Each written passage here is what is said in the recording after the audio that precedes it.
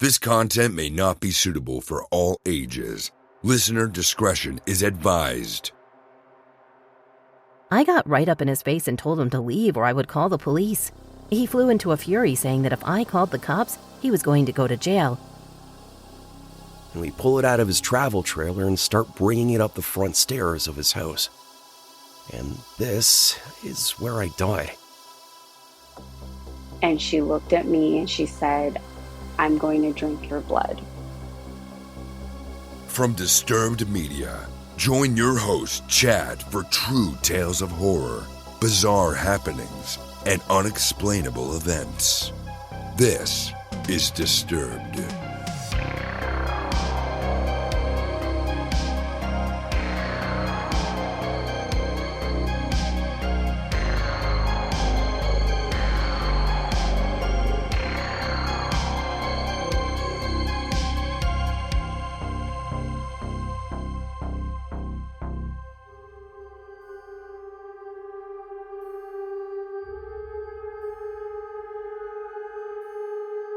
Welcome back in, everyone, and thanks for joining me.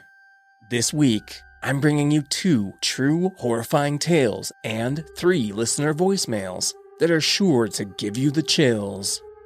So sit back and listen close as we dive into the horror. We open the show with a listener voicemail from Ree, and she details the time one man's obsession went too far.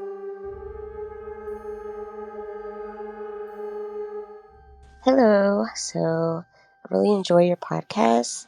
I listen to it while I'm at work. If I don't have my headphones with me and I realize I left them at home, I will drive all the way back home to make sure that I didn't miss anything. It just really helps the day go by smoothly, and I look forward to hearing the stories. So I was thinking, me being 33, there should definitely be a story that I have, and I actually do have a story. Now, it's not horrifying, but it was scary for me at the time. So back in the day, when I was 18, I was a little rebellious. I moved out of my parents' house to a whole nother state, and I kind of just went with the flow, I guess. I got a job, and anyway, I didn't have any friends. So I decided that one day this commercial came on and it said, "Hey, call this number and you can talk to people," or something like that. It was a chat line. And I don't know if you guys remember this. This is like for the old folks. But they used to have these chat lines and you create your own message and you could talk to people. They could leave you a message. And then if you were online at the time on the phone, you could connect with that person. So, I probably made me like a little raunchy little message. I'm not gonna lie, I was like 18. It probably went something like, "Hey guys, I'm Faye," and that's a fake name I made up. And, I'm looking for some fun, talkative interaction. I don't know, I'm 18 and dumb. So anyway, whatever I said, it definitely got me a lot of messages, right?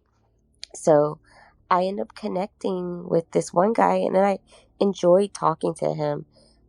He told me he was like in his 30s, but he sounded older, but I never, said anything. Anywho, one day we're talking, and I say, "Hey, let's give him a name.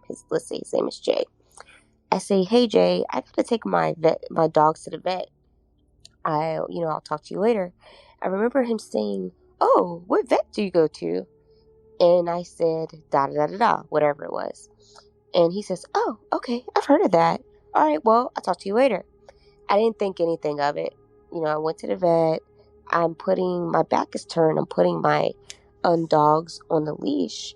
And I hear someone say, "Faye." Now I kind of like, am I hearing things? I keep doing what I'm doing, getting my dogs ready. And I hear, "Faye, is that you?" I turn around and it's this old, creepy looking man, like staring at me. And I'm like looking around like, is he talking to me? And that's when I put two and two together. I realized it's the man from the chat line. So I'm like, oh yeah, I have to play it cool. Hey, how you doing, Jay? Oh wow. He's like, yeah, I knew where this vet was, and I just had to see you. And you look amazing, which I did. And I say, oh, thanks, whatever. Now I'm very small. I'm 5 feet, and I'm like, at the time I probably was like under 120 pounds. This man, he might be old, but he's a bigger guy. So I'm like, what am I going to have to do here? Is he going to kidnap me? What is going to happen? What about my dogs? And I say, okay, I really got to get in the building. I really got to go. It was nice talking to you. We will talk later, trying to reassure him that I am not scared, even though I am. He says, oh, yeah, we will talk later. And I see him walk to his truck. So I get in the building, my heart's pounding. I, try to take my mind off of it, get my dog's vet appointment on. When I go outside, I make sure I check to make sure that truck isn't there. So I go home, and I live in a very small town. I go home, and maybe 2 days have passed. I get on the chat line, and I have a lot of messages. Now, I typically did get a lot of messages, but not to this extent. I think it said I had like 30 messages. So, maybe the first few are, some random guys. But the next one is a guy I actually considered a friend on there that I kind of trusted. And let's say his name is Barry. So Barry is like, hey, Faye, there's this guy looking for you. And I don't know what's going on, but he's adamant that he finds you, and he's asking people where you live and da-da-da-da-da. And I'm like, what? So I delete his message, and when I go to press it to like call him on the chat line, the next message plays, and it's Jay. And Jay's like, hey, first it starts out very friendly. Hey, Faye, it was so good seeing you. You're so beautiful. When I get to maybe the 29th message from this man, he is basically telling me he's going to gut my throat if he does not hear from me, because he knows he can find me, because he knows I am the only black young girl living in that area, and it's very easy to find me if he wants to find me. And at the time, I was so scared because we had lived in a small community, and where I lived at was literally in the middle of nowhere, like Courage the Cowardly Dog, literally in the middle of nowhere. Finally, just couldn't hack being on my own. Ended up going back home with my parents, but that was my scary experience. Like I said, it wasn't horrifying, but at the time it was pretty freaking scary for an 18-year-old, So I can definitely say, hey Jay, if you're out there, I definitely never ever want to meet you again.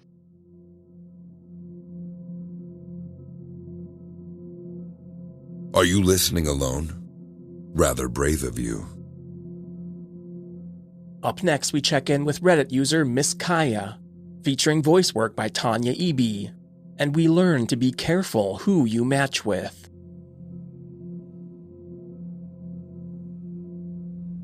"30, female. Okay, so this happened last night through this morning. I had to relocate for work. I'm far away from home, which is fine by me. All of my work projects were put on hold due to weather, so I've been stuck at home. I've only been here a couple of weeks, so I still don't know anybody. After watching Netflix all day yesterday, I decided to take an Uber out to a nearby bar just to have some social interaction going on around me. I met this guy through a dating app a few days ago, and we were talking about going out sometime at the end of the week. I figured it wouldn't hurt to invite him out. He agreed to meet me at the bar and did. We stayed there for maybe 3 hours. We weren't drunk or anything, but we ended up having a very nice evening. He is a medical technician. He had pets. At one time, he and I had gone abroad to the same location. We just hit it off. He seemed like the ideal date. So I invited him over to have a glass of wine. We drove over in his car, we skipped the wine, went straight to the bedroom, and spent the next couple of hours there. After we finished, we were just laying there, and then things got weird. So he asked if he could spend the night. I personally like my space when I sleep, but I told him that would be fine. He suddenly got really clingy, like an 8th grader who just got his first girlfriend type clingy. He started just cuddling me, which I guess wasn't horrible, but it was more like he was making a cocoon around me with his body. He then just randomly put his face between my boobs and said, "I just love you so much." I laughed, but it was a very forced laugh. I was sufficiently uncomfortable. I laid there and pretended to text on my phone until he fell asleep. Once I was sure that he was asleep, I moved onto the couch and slept there. Come around 5 in the morning, he came into the living room and started pitching a fit that I didn't sleep in the same bed with him. I told him that I was just having trouble sleeping, but that he was starting to get on my nerves, and I requested that he leave. He didn't take the hint. He went into my fridge and helped himself to a beer while singing some song. He then took my phone from me and demanded the password so he could call a few of his buddies over. I can't make this up. I got up and yelled at him to get out. He just dropped my phone on the floor and gave me the death stare. My pet raccoon, yes, I have a raccoon, was getting scared. I got right up in his face and told him to leave or I would call the police. He flew into a fury saying that if I called the cops, he was going to go to jail and more than likely be extradited to Colorado, not my current state. At this point, I was scared because I realized that I had no clue who this guy really was. He went into the bedroom and started fumbling through my bras and underwear. I got my phone to call the police. I still have no clear idea why he was doing this other than mental instability. He came out holding a pair of my panties and then rushed towards me and knocked the phone out of my hand. I grabbed my hunting knife from under the coffee table and slashed it at him, but it didn't hit him. He started crying and running away, like his reaction wasn't compatible with that of someone who is of sound mind. I walked after him, not to hurt him, but to make sure that he was leaving. He got in his car and drove off. I called the police and filed a report and explained his bizarre behavior. They ran the name that he gave me, but nothing turned up. Not him, anyways. So this name he gave me was a fake. His personality and life on his dating profile was more than likely all fake. Just a shitty experience. Anyway, how's your morning going? Edit. Okay, guys. I'm so grateful that everybody is so equally concerned about both me and Cupcake. Even though I mentioned her once in this post, she is the subject of at least half of the comments. She is okay. Nothing negative about this experience messed with her. She's the same goofy and sweet little raccoon that she's always been.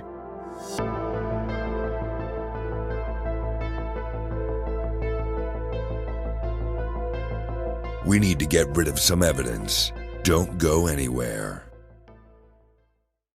Want to listen to Disturbed ad-free? Of course you do. Go to disturbedpodcast.com/support to get your access today. Now back to the horror. Disturbed Podcast with your host, Chad. Next up is a listener voicemail from Lexi, and she has a sneaking suspicion about her encounter in the store. Hi, so I listen to your podcast every morning on the way to work because I have a long commute and I love it, and I usually listen to it on the way home too, so I just wanted to say you guys are awesome. But I wanted to share an experience that might actually not be that creepy. I'm not sure, but I thought someone might appreciate it. So I was at Home Depot and I was actually there with my husband, and basically he had wandered off to look at like some tools or something. I don't know. I think I was looking at like Halloween decorations and I wasn't with him. So standing there looking at decorations, and out of the corner of my eye I see this guy with a big dog, and he was standing looking at the decorations, but like he actually was kind of looking over at me, and it made me a little uncomfortable. And normally when I see someone with a dog, I go like right up to him. I'm really annoying. I'm like, oh, can I pet him? Well, it kind of made me uncomfortable because there was just something about the way he was he was like pretending to look at the decorations, but his eyes were looking over at me, and it just made me kind of awkward. So I walked to a different part of the store. And later, I see the same guy. And I should mention that before, when I saw him, there was something about his face that did not look super friendly. And it kind of creeped me out a little bit. But I watch a lot of true crime stuff, so I probably was just being paranoid. Maybe. I don't know. So a few minutes later, I'm in a different aisle, and he comes walking up. And he's got this big, beautiful dog with him. And this time I turn and look at him, and he looks friendly now. Like, he's got a big smile on his face. He's very charming. And he's like, "Hi, how are you?" And we kind of start having some small talk. And of course, I pet his dog. His dog is big and beautiful. And he's telling me how old she is and stuff. And he's petting her. And I'm like crouched down petting her because I'm that kind of annoying person.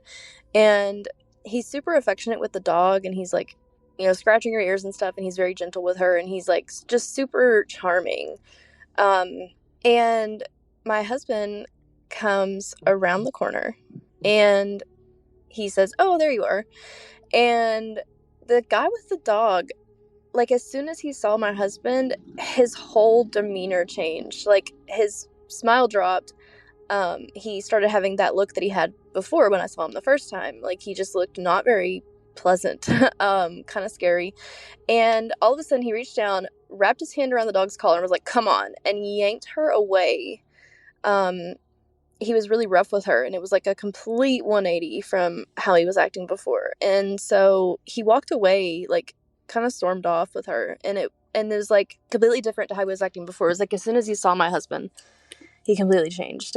And so he walked away, and I was just kind of stood there like, what the hell just happened? And when we were in the car, I told my husband about what happened, and I was like, "That was so weird, how his whole personality changed when he saw you." And I said also he seemed kind of like creepy when he was looking at me earlier. And my husband was like, "Wouldn't it be wild if he was like using his dog to lure women in, and that's why as soon as he saw you he changed?" And the more I thought about it, it kind of makes sense. Because, obviously if someone's a dog person and you have a big dog, whatever, they're going to want to come talk to you and stuff. And so it just kind of creeped me out after the fact, and kind of made me wonder if he was actually trying to lure me like away somewhere or something. Anyway, I just wanted to share that. It probably is not anything, but it kind of creeped me out in the moment. And I just wanted to say you guys do a great job, and I really love your stories and everything, and I think you are awesome. So ladies, just be careful out there. Don't be too trusting, even if someone has a really beautiful dog that you want to pet. And yeah, stay safe out there. Thanks. Do you have your own terrifying encounter? Did something unexplained happen to you? Let us know and get featured on the podcast. Email mystory@disturbedpodcast.com. Next up, we hear from Reddit user LiquidGold83, featuring voice work by Matt Bradford, and we meet our untimely end. So, this actually happened last week. It just took me some time to come to terms with it. You see, I got a phone call from my next-door neighbor late in the evening, asking if I can help him move a mattress into his upstairs. His mom is ill and has a big, heavy sleep number bed. I, of course, ran over to help because they're great neighbors. I get over there, and his friend, who was also a priest, was there to help. I helped him figure out how to separate the mattress from the bed so we could fit it up the stairs. We get it all moved up and back in place when my neighbor asks if I can help them move an armoire upstairs too. I think nothing of it, and we pull it out of his travel trailer and start bringing it up the front stairs of his house. And this is where I died. The front stairs are 11 steps. I was on the lower end of the armoire, about 6 steps up, when my neighbor and his friend lose a handle on the armoire, and it comes crashing down on me, and I fall backwards to the pavement. I then wake up in my dining room to my phone ringing and my wife asking me if I'm gonna answer the phone. It's my neighbor asking me if I can help move a bed upstairs for his mom. I go over there and meet his priest friend again, as this has been the first time I met him. I say I can help with the bed, but I cannot help with the armoire. And my neighbor was like, "How did you know about the armoire?" I then proceed to tell them that I'm pretty sure I just died. I spent the next hour talking with the priest. He had so many questions. My neighbor didn't believe it until I described the upstairs bedroom in perfect detail, down to the metal mattress frame on the floor and the intricate headboard leaning against the wall. And I'd never been upstairs to their house before. And the priest asked me what I saw after I died. I told him I never actually died. Before it happened, I woke up at my dining room table. So yeah, that's my story. Thanks for listening.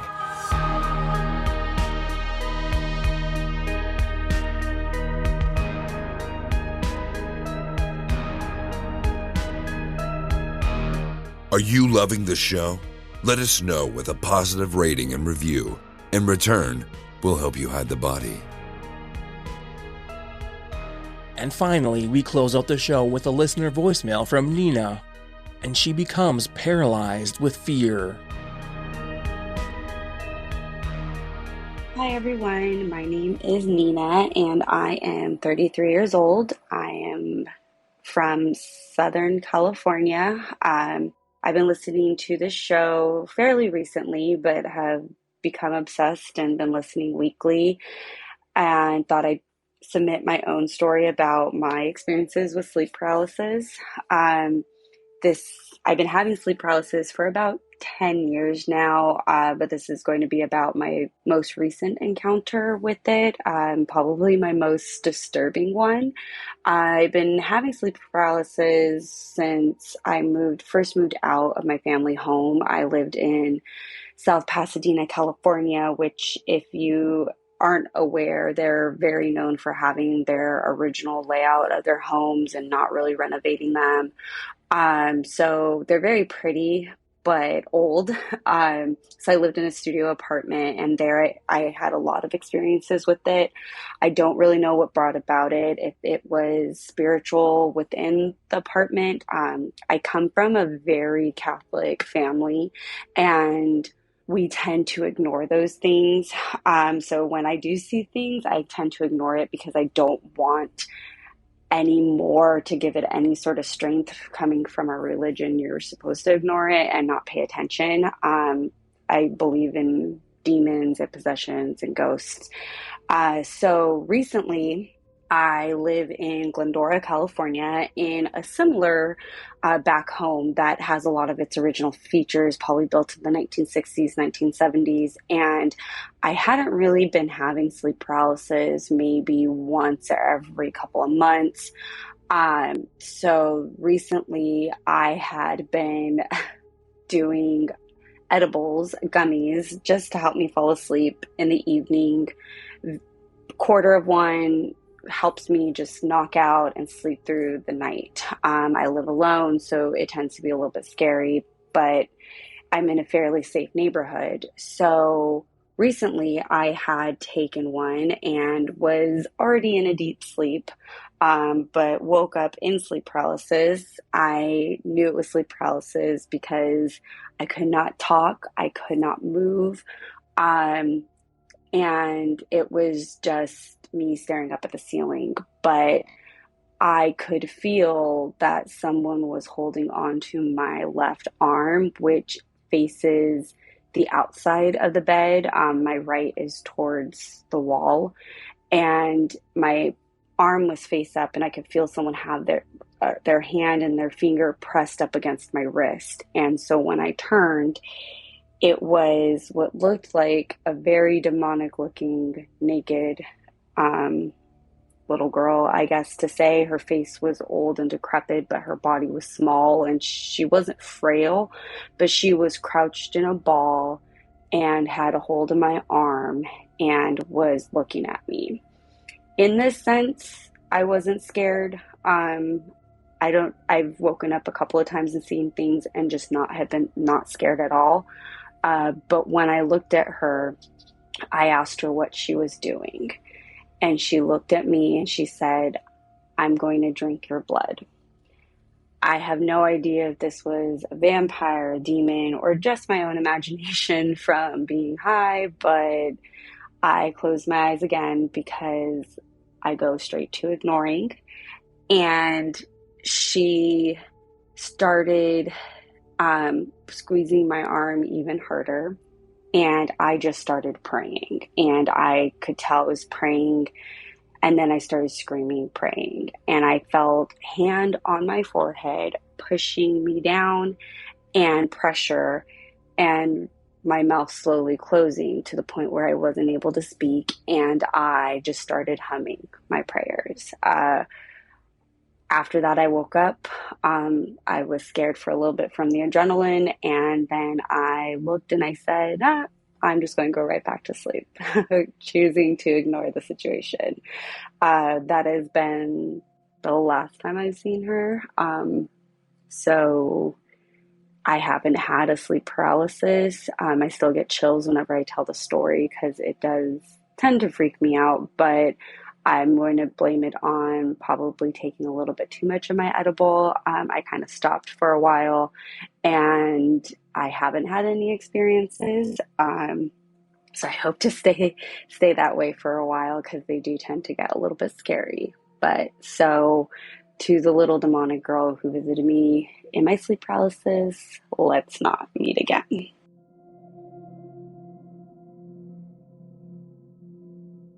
Follow our social channels on Facebook and Instagram at Disturbed Podcast and on Twitter at Disturbed_pod. Don't forget you can send in your own true terrifying tale. DisturbedPodcast.com/submit to find out how. And if you'd like to support the show, you can get early access to our premium feed, featuring ad-free listening and bonus episodes. Visit patreon.com/disturbedpodcast to learn more. And a shout out to our newest supporters, Stephanie Heiser, Nicole Brown, Callie, Andy Sebastian, Lily Ramos, Alyssa, and Danielle Castle. Now you can get tons of great perks including bonus episodes, ad-free listening, and 24-hour early episode releases by supporting us over at patreon.com/disturbedpodcast or find the link in the show notes. Music by Carl Casey at Whitebat Audio and Co.ag. Thanks for listening. We'll be back next Thursday with a brand new episode. And stay safe out there, y'all.